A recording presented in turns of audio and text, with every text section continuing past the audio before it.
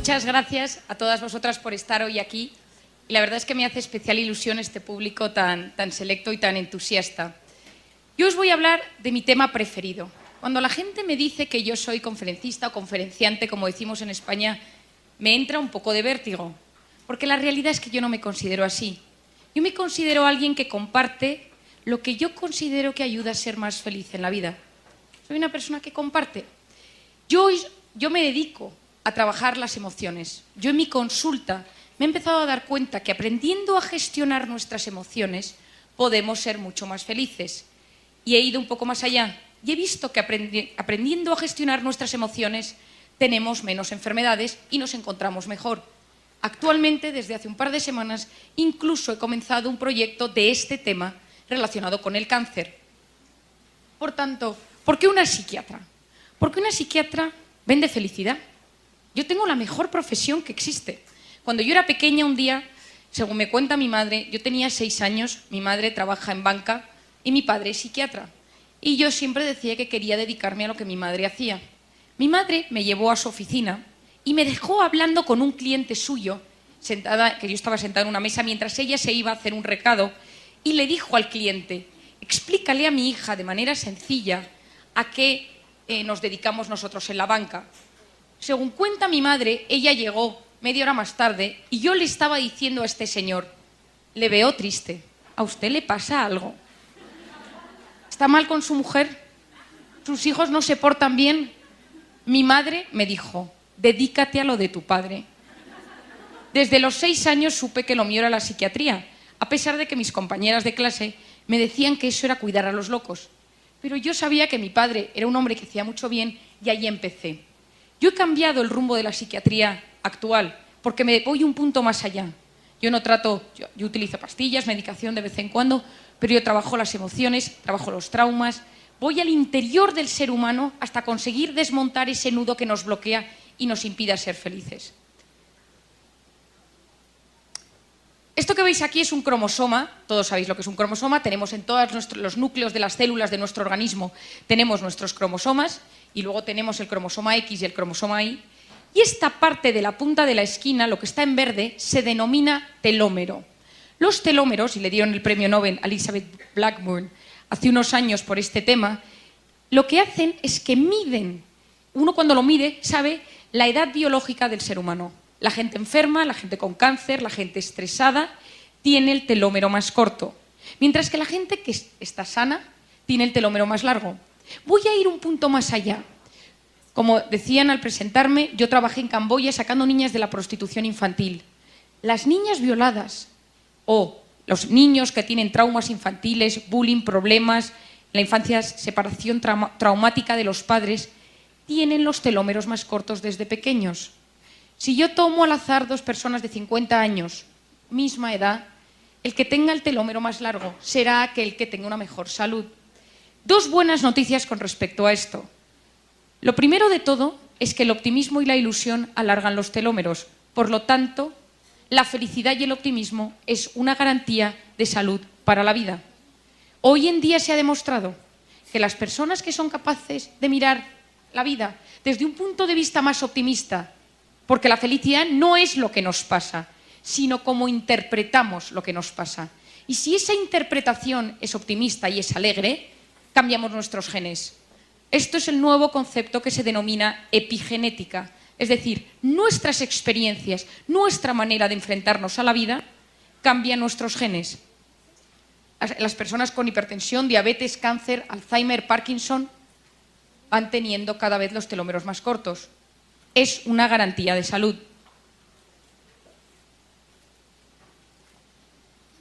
Hablar de felicidad es hablar del sentido que le damos a la vida. Lo que más me gusta es hablar de la felicidad porque todos aquí hemos venido porque queremos ser felices. No conozco a nadie que me diga: no, a mí no me importa ser un tío infeliz. Ese sí que está de tratamiento psiquiátrico fuerte. Porque en esta vida todos queremos ser felices. ¿Y qué es la felicidad? La felicidad no es hacer lo que uno quiere, sino querer lo que uno hace. La felicidad, cuando hablamos de felicidad, hablamos del sentido de la vida. Hablamos de una vida lograda. La felicidad no se da en la posada, como decía Cervantes, sino al borde del camino. Es una manera de vivir. No es solo yo quiero ser feliz, es cómo yo decido cada día aceptar las circunstancias que me rodean.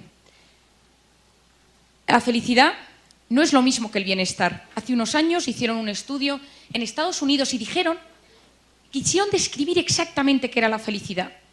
Y vieron que la felicidad tenía que ver con el bienestar, pero no.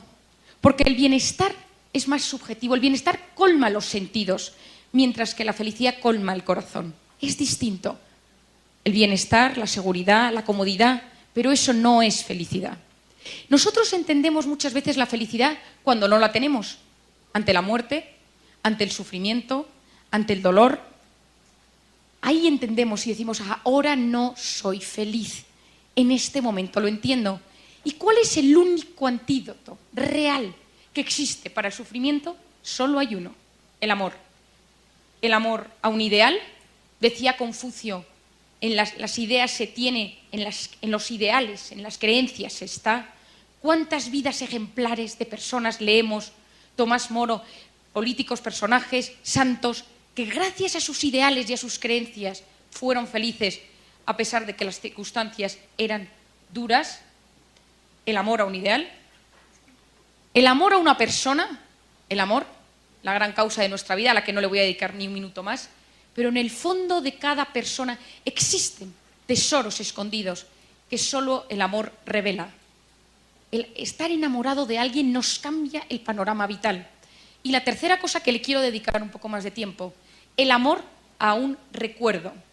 No sé si alguna de vosotras ha leído el libro de Viktor Frankl, El hombre en busca de sentido, pero es un libro que recomiendo. Viktor Frankl, médico, psiquiatra, judío, que acaba en un campo de concentración en Auschwitz, y él empieza a darse cuenta que hay gente que se muere todos los días y otros que no mueren.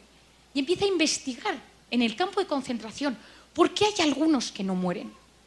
Y descubre que aquellos que tienen un sentido de su vida, un recuerdo de alguien o de algo del pasado, y se levantan pensando en ese recuerdo, esos son más felices y no mueren. En cambio, los que no tienen ningún recuerdo, los que no se agarran a nada del pasado, mueren. Tanto es así que hace 5 meses salió publicado un artículo de un premio Nobel japonés que hizo un experimento y vio qué pasaba en el cerebro de la gente cuando se le ponía a intentar recordar eventos del pasado gratificantes. Les hicieron resonancias magnéticas funcionales, aquellas de colores con imágenes, y se les decía y se les pedía que recordaran momentos alegres de su vida y que los describieran y que los pensaran y rememoraran. La sorpresa de este investigador fue que el recuerdo segregaba sustancias gratificantes, hormonas gratificantes como son la dopamina, la hormona de la confianza, la serotonina, la hormona de la felicidad, del placer, y se incrementaban incluso más que cuando la persona había vivido eso en primera persona. Es decir, recordar algo que nos gusta en nuestra mente genera mayores hormonas de placer y de felicidad que vivir la propia experiencia. Como anécdota curiosa, al terminar la prueba, el premio Nobel iba a pagar a toda la gente que había participado en el ensayo y le dijeron que había sido tan gratificante la prueba que preferían no recibir dinero. Es decir, el amor a un recuerdo nos puede ayudar y nos puede salvar. Viktor Frankl lo estudió y yo voy un punto más allá. Todo depende de cómo nos levantemos cada mañana y él descubre la logoterapia, el sentido de la vida. El 80% de las personas no saben por qué se levantan cada mañana. Es un automatismo, nos olvidamos por qué nos levantamos. La felicidad viene por tener motivos por los que levantarse cada mañana. La felicidad tiene mucho que ver con la manera en que nos expresamos y con el lenguaje, porque hay palabras que evocan emociones, palabras que evocan imágenes, que evocan emociones y sensaciones corporales. Pero hay 3 palabras que tocan el corazón del hombre. Por favor, gracias y perdón. Por favor, porque abre las puertas a la otra persona. Gracias, porque el agradecimiento es la memoria del corazón. Y el perdón, que para mí es la clave hoy en día para superar cualquier trauma del pasado. Cuando yo estuve en Camboya, yo tuve una experiencia muy dura, Yo estuve sacando niñas de los burdeles, de la prostitución, vi cómo violaban a niñas de 12, 13, 14 años. Escuché historias que me rompían y me resquebrajaban por dentro. Y en un momento dado pensé, ¿cómo puedo ayudar a estas niñas a que superen los traumas de su infancia? ¿Cómo puedo ayudar a una niña que ha sido vendida por su padre a un burdel, ve 40 clientes al día, le drogan y esta niña yo la saco del burdel? ¿Qué puedo hacer para que esta niña tenga una vida normal? Después de una experiencia muy impresionante, hablando un día con una niña con una vida durísima, ella me dijo a mí, ella me abrió los ojos y me dijo, una niña de 12 años, he descubierto que la única manera de poder ser feliz y de poder superar el trauma, la herida, es perdonar al que me lo hizo, por una parte a su padre o a su abuelo, y al que me violó. Y yo, toda mi terapia gira en torno al perdón. Perdonarnos a nosotros mismos por nuestros errores, que luego le dedicaré un momento, y perdonar a los demás, aprendiendo a entender la razón por la cual han sido así con nosotros. Como psiquiatra, en conclusión, ¿qué es la felicidad? La felicidad es vivir instalado en el presente, habiendo superado las heridas del pasado y mirando con ilusión al futuro. Aquellos que viven enganchados en el pasado son los deprimidos. Aquellos que viven angustiados por el futuro son los ansiosos. La depresión y la ansiedad, las dos grandes enfermedades del siglo XXI, donde se emplean más medicamentos hoy en día. Cuando tú le preguntas a alguien qué te preocupa, te habla del pasado o del futuro. Nos hemos olvidado de vivir en el presente. Esto es el equilibrio personal. Dejadme que os explique cómo funciona la mente. Hoy quiero que os vayáis con pocas ideas, pero con muy claras. Y la primera es que pensar altera nuestro mundo interior. Nosotros podemos conseguir que las cosas sucedan solo con querer que sucedan. Si nosotros queremos que algo pase, puede pasar. Y voy a dar un ejemplo muy pequeño y muy tonto, pero que lo vais a entender todas vosotras. Yo cuando me quedé embarazada, iba por la calle y solo veía mujeres embarazadas. Y pensé, toda mi zona, todo mi barrio, todas las mujeres se han quedado embarazadas a la vez que yo. Cuando yo di a luz y paseaba a mi hijo por el parque, solo veía cochecitos y parques. Ya no había mujeres embarazadas en mi barrio. Hace unos meses tuve un esguince en el pie, iba a la pata coja, iba con una especie de muleta. Solo había gente con muletas en mi barrio. Llegué incluso a pensar que me copiaban y hacían todo lo que yo quería. Todos vosotros habéis descubierto que si algo os interesa o estáis preocupados por algo, de repente todo a vuestro alrededor gira en torno a eso. Esa palabra, todo el mundo está hablando de ese tema. ¿Por qué sucede eso? Porque cuando queremos prestar atención a un tema, se activa una zona del cerebro que se llama el sistema reticular activador ascendente, no os quedéis con el nombre, por favor, el cual hace que nosotros podamos fijarnos y prestar atención en aquello que nos preocupa o que nos interesa. Por lo tanto, nosotros podemos hacer que las cosas pasen porque nuestro cerebro se activa para poder prestar más atención y captar eso que estamos buscando. Y eso es con el optimismo. Porque una persona optimista activa zonas cerebrales que se lo permiten. Os voy a contar una anécdota relacionada con esto. Hace unos años yo me fui a trabajar, me propusieron irme a las Naciones Unidas a ayudar en la entrega de unos premios a 10 mujeres que hubieran ayudado a mejorar los objetivos del milenio y los microcréditos. Era una entrega de premio a 10 mujeres. Esas mujeres eran Carolina Kurkova, Shakira, Hillary Clinton, la reina Nor de Jordania. El nivel era muy alto y yo iba acompañando a la directora de los premios por el tema del inglés y porque yo tenía un poco de tiempo libre y me parecía que era un plan que no podía faltar. El caso es que dos días antes de marcharme, yo estudiaba en la Universidad de Navarra, me encanta estar hoy aquí, estudiaba yo en la Universidad de Navarra, me llamó el rector, que yo no conocía por ese momento, y me dijo, necesito hablar contigo. Fui a verle, a su despacho, y me dijo, me he enterado que te vas a las Naciones Unidas una semana. Y le dije, sí, me voy a entregar unos premios, ayudar en la entrega de unos premios. Me dijo, te quiero pedir un favor. Si ves a Kofi Annan, entonces secretario general de las Naciones Unidas, dile que estudias en la Universidad de Navarra, que este año es el aniversario de la universidad, háblale de nosotros. Y yo pensé, yo a Kofi Annan no le voy a ver. Pero activé mi sistema reticular activador ascendente y dije, por si acaso, voy a ver si lo encuentro. Y siempre que quiero encontrarme con alguien, me lo encuentro. Porque la gente dice que tengo suerte, no es verdad. no es cuestión de suerte, es que siempre estoy abierta a que me pasen cosas. Y hago un paréntesis. Yo soy absolutamente fan de Chayanne. Me encanta. La canción de Torero ha impulsado grandes momentos en mi vida. Y ayer estaba en el hotel en el DF, estaba desayunando con alguien y me dice, oye, por cierto, ¿sabes que está Chayanne allí? Digo, es que claro, es que no podía ser de otra forma. Porque cuando uno quiere que algo pase, puede pasar. El caso es que yo me voy a las Naciones Unidas, por supuesto, no veo a Kofi Annan por ninguna parte, y cuando estamos en medio de la entrega de premios, salgo por la puerta de atrás y me voy al baño.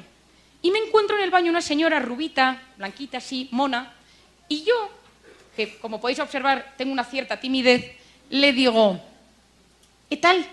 Digo, ¿viene usted a la entrega de premios? Me dice, sí. Le digo, ¿sabe cómo ir? Y sin que le dé tiempo a responder, le explico cómo funcionan las Naciones Unidas, a qué puerta se tiene que dirigir, quiénes son las premiadas, qué son los microcréditos, cuáles son los 10 objetivos del milenio. La señora me da las gracias muy educadamente y se marcha. Al cabo de un rato la vi en la sala al fondo y dije, pues la señora ha encontrado su sitio.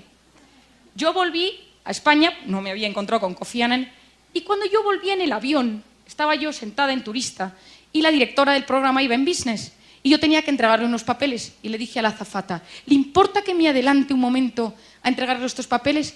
Sí, no se preocupe. Voy hacia adelante, le entrego los papeles y cuando vuelvo por el pasillo, veo sentada en el pasillo a la señora rubia del baño. Y le digo, no me lo puedo creer, tampoco es que Nueva York sea tan pequeño. Digo, ¿do you remember me? ¿Se acuerda usted de mí? Sonríe, agarra la mano de la persona que tiene al lado y le dice, esta es la chica que me explicó cómo funcionan las Naciones Unidas. Era la esposa de Kofi Annan. Yo no sabía que Kofi Annan estaba casada con una mujer rubia blanca. No lo sabía. Le dije, Mr. Kofi Annan, mi nombre es Marian Rojas, estudio en la Universidad de Navarra. Cuando volví a España, llamé al rector y le dije, mensaje entregado. Si uno quiere que las cosas pasen, pueden pasar. Y esto es una de las ideas más importantes con las que quiero que os quedéis hoy. Ahora os voy a hablar de una hormona que a partir de hoy va a ser vuestra mejor amiga. En todas vuestras conversaciones vais a hablar de ella, que se llama el cortisol. Si ahora entra el bedel y dice ¡fuego!, todas nos levantamos y salimos corriendo a la puerta porque tenemos una hormona que es la hormona del estrés y la supervivencia que se llama el cortisol. Si no tuviéramos cortisol, nos quedaríamos sentadas y diríamos ¡ay! Pues vamos a ver cómo se quema el edificio, qué interesante. Por lo tanto, a pesar de que os voy a hablar de cosas muy negativas de esta hormona, es fundamental para la supervivencia. Es la famosa hormona que si uno se encuentra con un león delante, uno puede salir corriendo gracias a esta hormona. ¿Qué pasa? Que salimos fuera, nos dicen que hay fuego, estamos fuera y nos dicen, no, ha sido una falsa alarma, es que está estropeado el sistema de alarmas. Y nos volvemos a sentar 10 minutos después, todas en el mismo sitio, y yo sigo con mi conferencia. Ninguna se sienta de la misma forma. Todo el mundo está como inquieto. Uno tiene como una sensación rara. Nadie puede olvidarse que ha salido corriendo por un posible fuego. ¿Por qué? Porque la hormona del cortisol tarda entre 6 y 8 horas en bajar y volver a sus niveles normales. Es decir, el pico es muy rápido, la bajada es lenta. Si uno va conduciendo, manejando por estas calles tan apasionantes y sin tráfico de Guadalajara, y uno tiene un frenazo, aunque no se dé con el coche de delante, uno tiene una sensación, una opresión y dice, ¡ay! Me ha pasado algo, ¿no? Imaginaros que seguís aquí sentadas y entonces uno empieza a pensar, ¿y si en verdad no está estropeada la alarma? ¿Y sí que hay un incendio y se ha equivocado el bedel? Y estamos aquí, ¿cómo voy a salir yo? Porque estoy en medio. Entonces tendría que levantarme y empieza a agobiarse y a pensar qué pasaría. Se produce solo con pensarlo el mismo pico de cortisol. Imaginaros que volvéis aquí 3 meses después a otra conferencia. La persona que ha estado así de agobiada dice, no, yo me voy a poner cerca de la puerta porque yo no me fío. Pero en ese momento alguien le dice, no, siéntate conmigo. Le sienta delante y se pasa toda la conferencia pensando, ¿y si hay un fuego? Se produce el mismo pico de cortisol. Es decir, solo con pensar en negativo nuestro cuerpo sufre exactamente como si eso estuviera sucediendo. Hace unos meses hice un experimento y se puso a voluntarios en una resonancia magnética funcional. Se les puso y se les dijo, imaginaros que os llaman para deciros ahora mismo que tu padre ha tenido un infarto. Imagínatelo. Y se les hacía pensar e imaginarse cómo vivirían. Y se vio que se producía un pico de cortisol en sangre fortísimo. 2 semanas después se hizo el mismo experimento y se les dijo: imaginaros que os llaman para deciros que habéis ganado 20 millones de dólares y no tenéis que pagar impuestos. Y en ese momento se vio que solo con imaginarse lo positivo se elevaban las hormonas de la dopamina y serotonina. ¿Qué pasa cuando el cortisol está elevado constantemente? Porque estamos constantemente preocupados. No olvidemos que el 90% de las cosas que nos preocupan nunca, jamás suceden. Vivimos constantemente preocupados por cosas que no van a pasar, pero nuestro cuerpo está sufriendo como si esas cosas estuvieran sucediendo. ¿Qué pasa cuando el cortisol está elevado durante mucho tiempo por estrés, por preocupación, por tensión, porque tenemos un marido que no nos trata bien, porque tenemos una suegra terrible, porque nuestro hijo nos da problemas, porque tenemos algún tema económico que nos acucia? ¿Qué es lo que pasa con el cortisol? Que se eleva de manera crónica y produce 2 efectos. Uno a nivel físico y otro a nivel psicológico. A nivel físico, desde la punta de la cabeza a la punta del pie, pérdida de pelo, tiembla el ojo, problemas para tragar, como la sensación de tener una bola aquí, problemas intestinales, colon irritable, infecciones de repetición, artritis, fibromialgia, migrañas, parestesias, es decir, que las manos o los pies uno tiene sensación de que se duermen, incluso taquicardias, sensación de que falta el aire. Eso son los síntomas físicos. Y los síntomas psicológicos son un cambio en los patrones de sueño. Uno dice: yo llevo un tiempo que no descanso bien, no estoy bien, me acuesto pero mi cabeza no consigue parar la cabeza. O al revés, me levanto por las mañanas pero la sensación es de no haber descansado. O me levanto muchas veces por la noche y me despierto varias veces. Otro síntoma es fallos de memoria. Nosotros tenemos una zona en nuestro cerebro que se denomina el hipocampo, que es la zona de memoria y de retención de datos a corto plazo. El hipocampo, en su membrana, tiene muchos receptores de cortisol. Cuando uno está muy estresado y muy tenso, empieza a notar fallos de memoria. ¿Cuánta gente veo en mi consulta de 40 años que viene y dice: doctora, vengo por un inicio de Alzheimer? Eso no es Alzheimer, es estrés, tensión y hipocampo bloqueado por hormonas del cortisol. ¿Qué más sucede?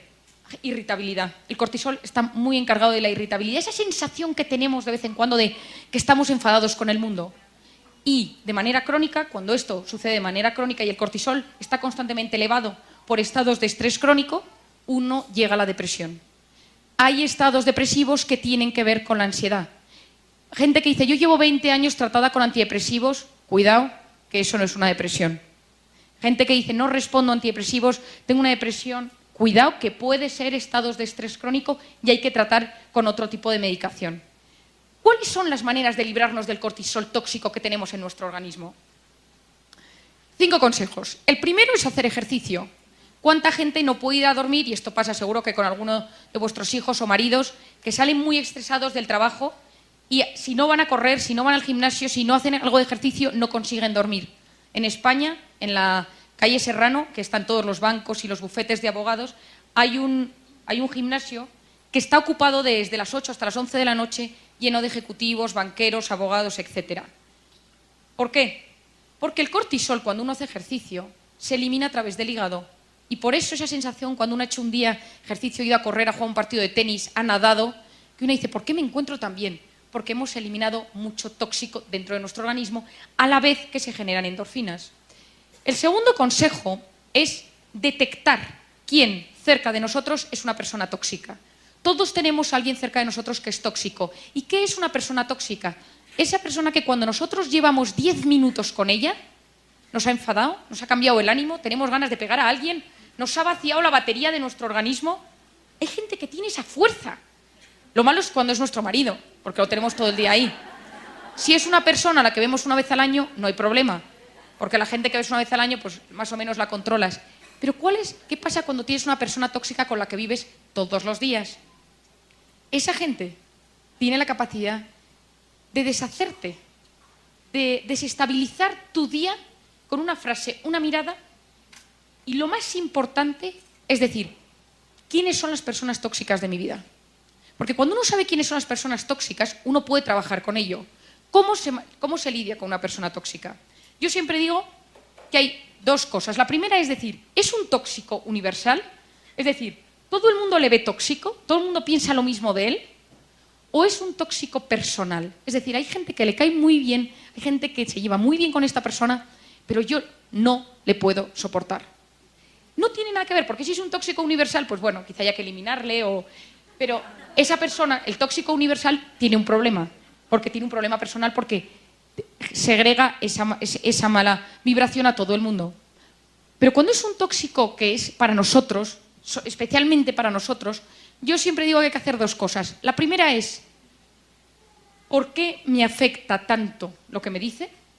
¿Y qué me genera lo que me dice? Es decir, si yo os voy a dar un ejemplo. Yo tengo una amiga mía que siempre que estoy con ella es muy tóxica. Y no sé por qué cuando llevo 10 minutos con ella me quiero ir. Y eso que yo manejo muy bien estas situaciones, pero tiene algo. Entonces el otro día empecé a analizarlo y dije, la primera cosa que pasa es que ella cuando está conmigo no, me ignora, no me habla, dice cosas que saben que me pueden herir, pero sin mirarme diciéndoselo a otro. Es decir, tengo motivos para saber que es una persona tóxica en mi vida, pero a mí esa persona consigue hacerme muy vulnerable, porque durante el tiempo que estoy con ella me quedo muy triste y me quedo muy apagada. Entonces yo dije, ¿por qué hace ella esto conmigo? ¿Y por qué esto me afecta a mí? ¿Por qué lo hace conmigo? Me di cuenta que ella se sentía insegura conmigo, entonces me atacaba de manera indirecta.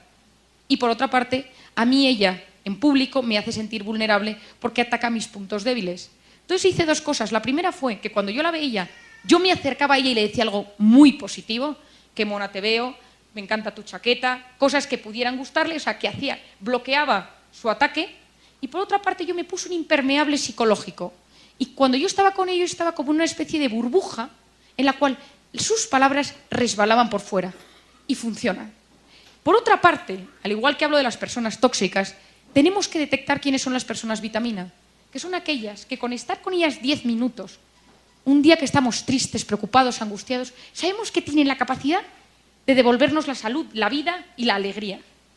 Y tenerlas detectadas porque existen en nuestras vidas. Y hay momentos y etapas en las que estamos mal y decimos, es que llamaría a esta prima mía que me cae tan bien, pero no la quiero molestar. Perdona, pero una persona vitamina está hecha para esto, para que te ayude en los momentos que lo necesitas.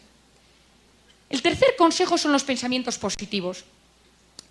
Cuando yo os hablo del cortisol, os hablo de que la ira, el nihilismo, la desesperanza, la tristeza, cuando estas existen se segrega cortisol y disminuye el riego sanguíneo en la corteza prefrontal izquierda del cerebro, que es la zona encargada de la toma de decisiones y la planificación.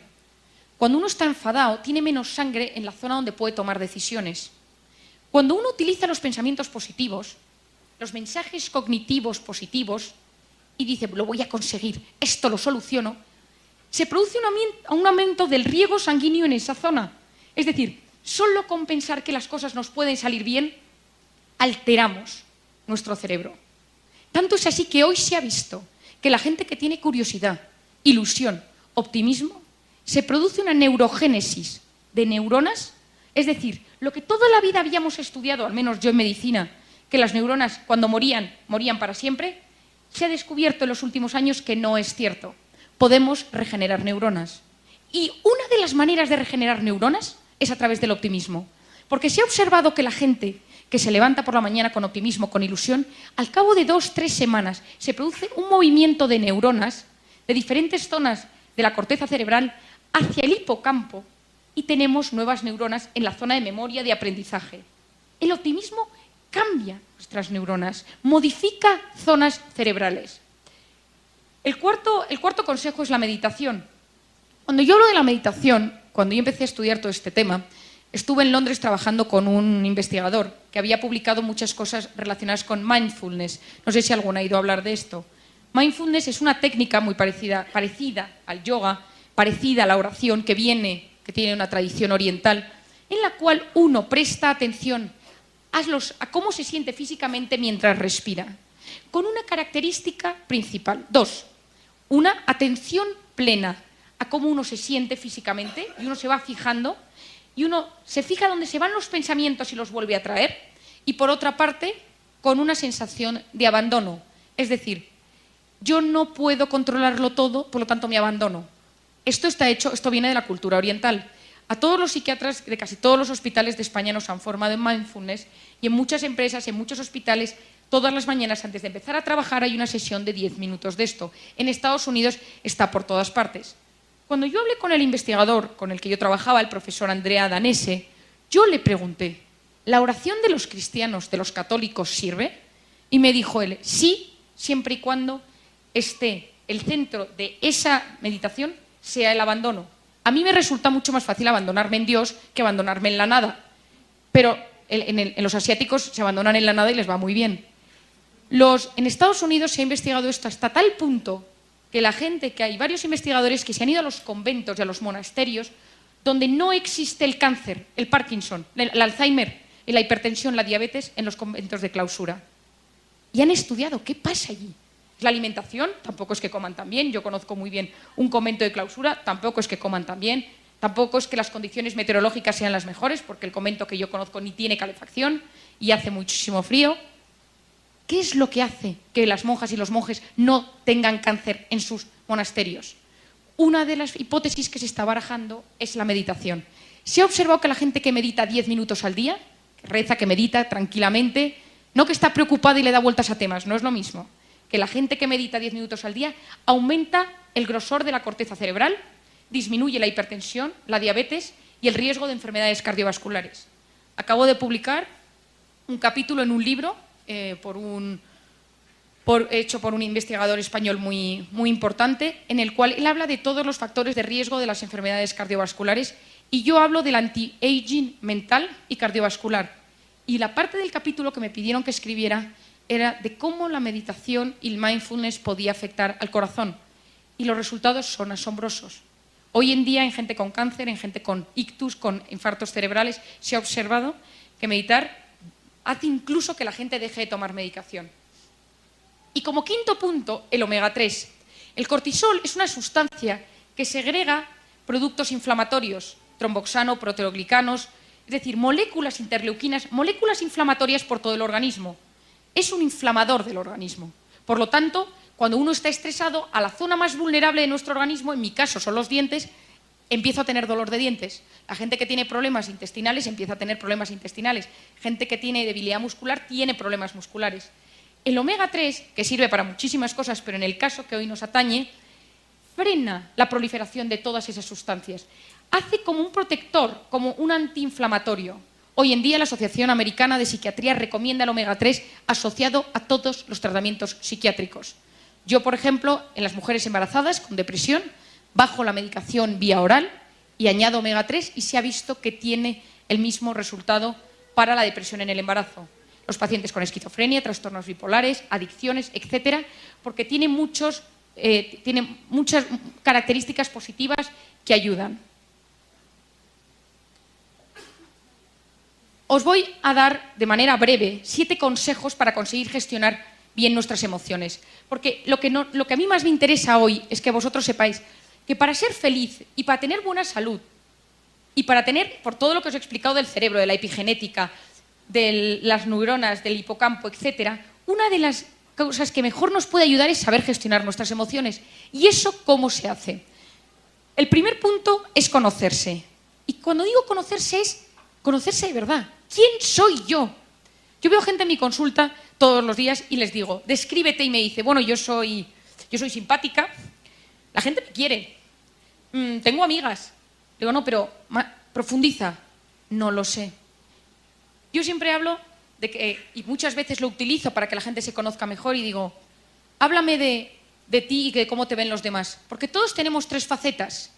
La que mostramos a los demás, es decir, la que los demás ven. Por otra parte, lo que yo quiero mostrar a los demás y lo que en verdad soy. Lo que yo muestro a los demás es la imagen. Lo que yo creo que soy es el autoconcepto. Pero luego está la tercera faceta, que es la verdad. A mí cuando alguien me dice, es que no me conozco bien, le digo, ¿tu madre qué dice de ti? Que soy súper desordenado. ¿Eres desordenado? Yo creo que no. ¿Por qué tu madre dice que eres desordenado? Y así empiezo. ¿Por qué es importante conocerse? Porque cuando uno se conoce, uno se comprende. Cuando uno se comprende, uno se acepta. Y cuando uno se acepta, uno puede superarse. Conocernos, comprendernos, aceptarnos y superarnos. Es imposible superarse si uno no se conoce. El segundo punto clave, importante, y más hoy en un perfil de mujeres, con los hombres esto lo hablo de otro tema, cuidado con el exceso de autocrítica y exigencia. Huir del perfeccionismo excesivo. La gente excesivamente perfeccionista son los eternos insatisfechos. Nunca está suficientemente bien hecho esto, la comida no está en su punto, este documento que tengo que mandar no está bien, este email lo voy a volver a mirar, la ropa no está bien planchada. El perfeccionista es el eterno insatisfecho. En Harvard se ha observado que la gente, el 60-80% de la gente que está constantemente preocupada y que se exige mucho y se hace autoboicot interno, tiene muchas más migrañas, ellos lo han estudiado en la migraña, que la gente que no lo tiene.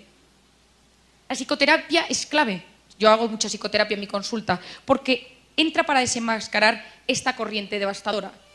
Cuidado con el autoboicot, que nuestra voz interior sirva para subirnos, para elevarnos y no para hundirnos. ¿Cuántas veces nuestra voz interior te dice, no lo vas a conseguir, no puedes, eres un desastre, esto no está bien para ti? En ese momento, ese autoboicot, se vuelve a generar toda esa hormona del cortisol de la que os hablaba antes. Tenemos que usar nuestro diálogo interno, que existe constantemente, para apoyarnos, no para hundirnos. Ese diálogo que tenemos dentro de nosotros. Tal Ben Shahar es un psicólogo israelí que imparte la asignatura más concurrida de la Universidad de Harvard, que es Cómo ser feliz. Y él habla de esto, y él dice una cosa, que es, si quieres triunfar más y ser más feliz, debes empezar por fracasar el doble. Y sobre todo, por aceptar el fracaso. No pasa nada por de vez en cuando caer. Yo admiro a la gente que ha caído y que se ha recuperado. El éxito oculta lo que la derrota enseña. Y es así. La gente exitosa no se da cuenta de nada. En cambio, los que han bajado y se han recuperado, eso sí. Por lo tanto, en esta vida no tenemos que negarnos a, de vez en cuando, poder caer. Evitar ser perfectos a todas horas porque no existe el perfecto. Y toda la gente perfeccionista está intoxicada por cortisol porque está constantemente preocupada. Y ya como sabemos de hace unos minutos, los preocupados son gente mucho más amargada. De hecho, los preocupados van siempre juntos, los amargados van de la mano. En cambio, la gente feliz se ilusiona uno con otro. 3. Fijarnos metas y objetivos. Necesitamos saber qué queremos hacer con nuestras vidas. ¿Cuál es mi meta? ¿Cuál es mi objetivo? Yo siempre digo, echa tu mente al aire, piensa en alto, piensa en grande, actúa en pequeño. Piensa en grande, actúa en pequeño. Cuando yo era pequeña, yo tengo un hermano que falleció y para mí fue algo muy triste. Y mis padres me lo explicaron diciéndome, Marian, tu hermano está en el cielo. Y me explicaron que el cielo existía y que había muchos cuartos y que mi hermano estaba en un cuarto con un montón de juguetes. Y yo me quedé muy tranquila porque la explicación me sirvió. Mi abuelo era un gran fan de los Beatles y me ponía los Beatles siempre. Y un día estábamos escuchando los Beatles y yo ya hablaba inglés. Me puso la primera canción, que es Imagine There's No Heaven. Y yo dije, que es imagínate que no existiera el cielo. Y yo le dije a mi abuelo, ¿por qué los Beatles? ¿Por qué John Lennon puso que no existe el cielo cuando yo sé que existe el cielo porque mi hermano está ahí? Mi abuelo, sin despeinarse, me dijo, siempre que estáis en contra de algo de los Beatles, la culpa la tiene Yoko Ono. Yo en ese momento dije, el día que vea a Yoko Ono, meta, le diré lo que pienso. Porque yo a Yoko Ono se lo voy a decir. ¿Qué pasa? Que unos meses más tarde, unos años más tarde, estando el famoso Día de las Naciones Unidas que les contaba, estaba yo allí y de repente me llama la directora y me dice, oye, Marian, ¿dónde estás? Y le digo, en la puerta de las Naciones Unidas. Y me dice, está llegando Yoko Ono. Dice, ¿te importa atenderla tú y llevarla a la sala? No, por supuesto que la llevo yo. Me fui a la puerta, agarré a Yoko Ono, señora rara donde las haya, libro de psicopatología abierto, íbamos paseando por el pasillo que llevaba a la sala y le dije a esta señora, mire, yo tenía muchas ganas de hablar con usted desde hace 20 años, porque era mi meta.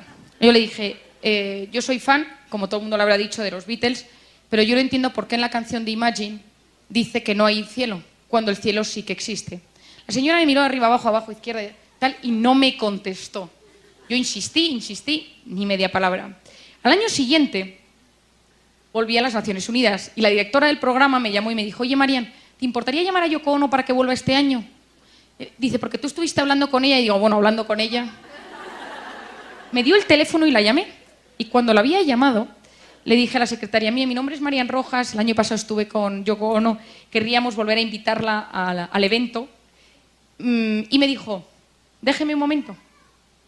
Volvió a los 10 minutos, me llama y me dice, me pregunta la señora Yoko Ono si es usted la del cielo. Yo estaba feliz porque había conseguido mi meta. Pero hoy, hablando en serio, necesitamos metas. Y cuando la meta se consigue teniendo pequeños objetivos. Porque si yo quiero conseguir algo a largo plazo, lo que necesito son metas muy chiquitinas, objetivos muy chiquitines. Porque así va subiendo mi autoestima. Si yo quiero perder 20 kilos, no puedo decir quiero perder 20 kilos. Tengo que decir, primera meta, primer objetivo, empezar a hacer ejercicio. Segundo, no comer chocolate. Tercero, es decir, al poner objetivos pequeños, y esto en la educación de nuestros hijos es clave, enseñarles a tener pequeños objetivos. El cuarto punto es trabajar la voluntad. Ah, la foto, por supuesto, por si nadie se lo creía. El cuarto punto es trabajar la voluntad.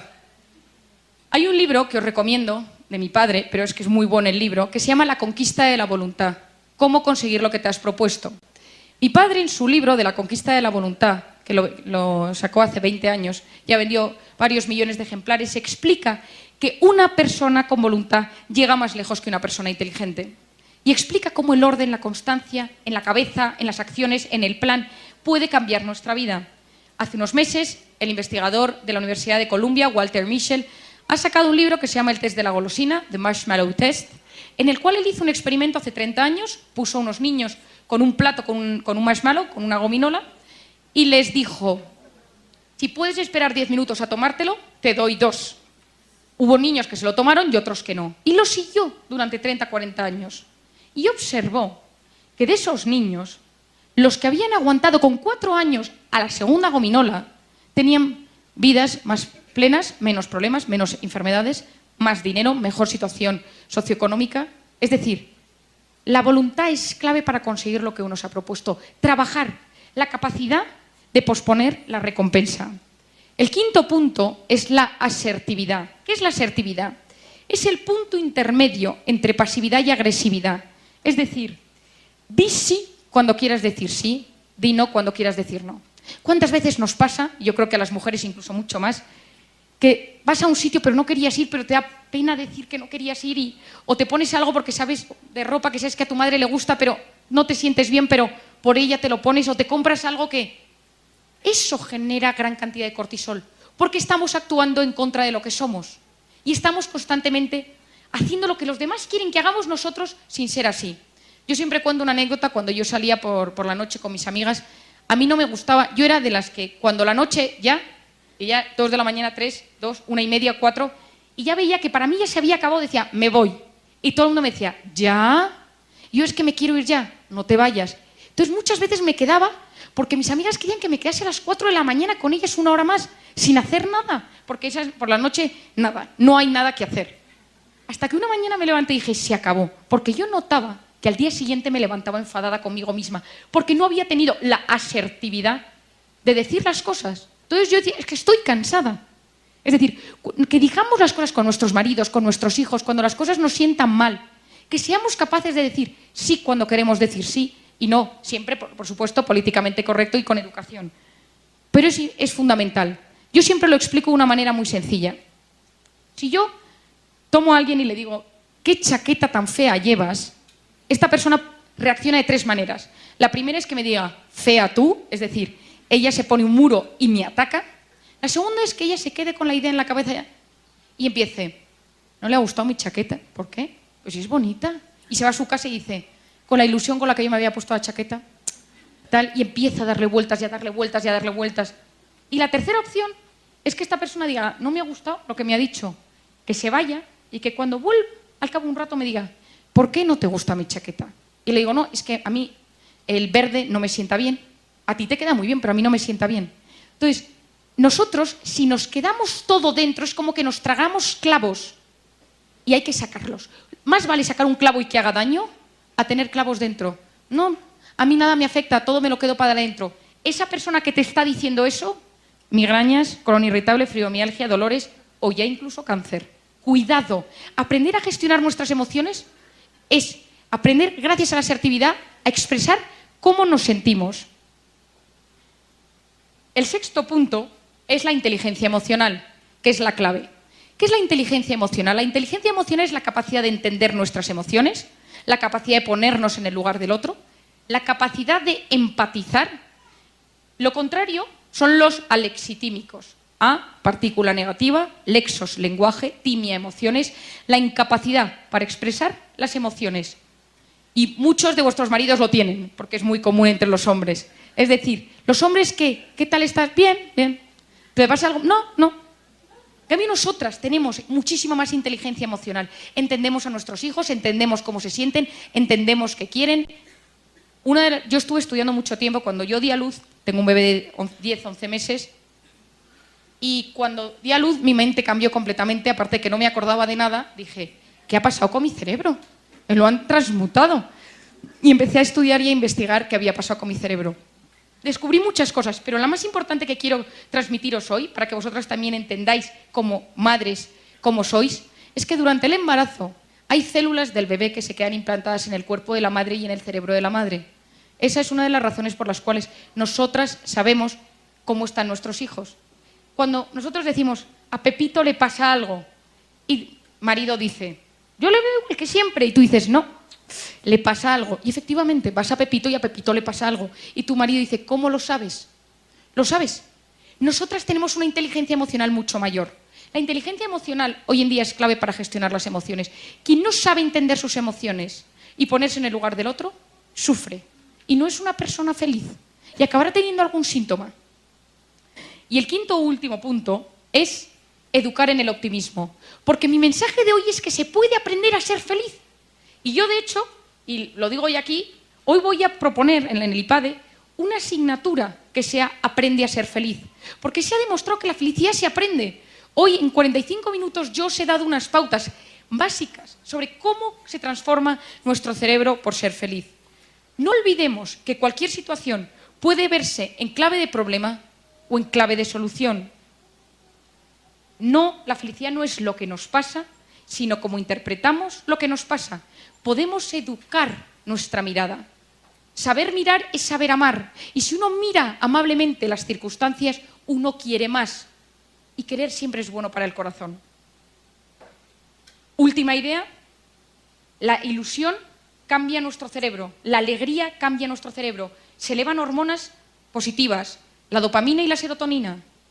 Conseguimos que estructuras cerebrales se amplíen. La zona de resolución de problemas recibe más riego sanguíneo. Nuestra epigenética cambia si somos optimistas. Tenemos mejores genes.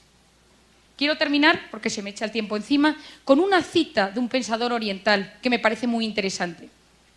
El que conoce lo exterior es erudito. Quien se conoce a sí mismo es sabio. Quien conquista a los demás es poderoso. Quien se conquista a sí mismo es invencible. Muchas gracias.